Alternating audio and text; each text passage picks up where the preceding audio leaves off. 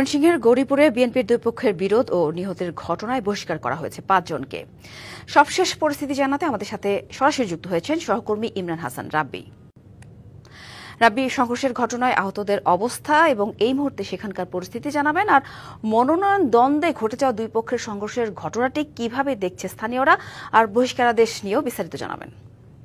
সাথী, আসলে মনোনয়ন তালিকা প্রকাশ করার পর এই গৌরীপুরে যিনি মনোনয়ন বঞ্চিত হয়েছেন তিনি কিন্তু তখন থেকে আসলে একটু রূঢ় আচরণ করে আসছিলেন বলে অভিযোগ পাওয়া গেছে, এবং তারই প্রেক্ষিতে গতকাল গৌরীপুরে যে বিপ্লব ও সংহতি দিবস উপলক্ষে আয়োজিত দুই গ্রুপের যে অনুষ্ঠান চলছিল, সেই অনুষ্ঠানে ধাওয়া পাল্টা ধাওয়ার ঘটনা ঘটে।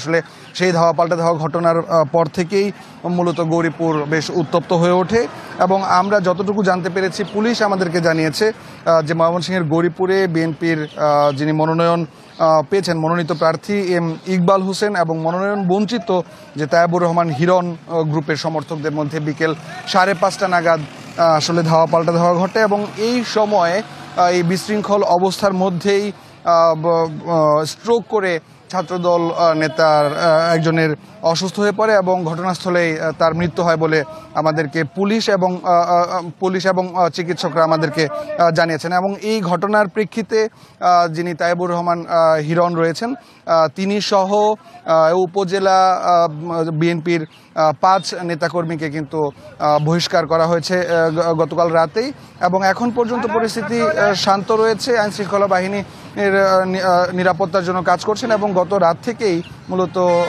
এলাকাতে অধিক পুলিশ মোতায়েন করা হয়েছে। আসলে এই ছিল সাথী আমার কাছে সবশেষ খবর। ধন্যবাদ রাব্বি।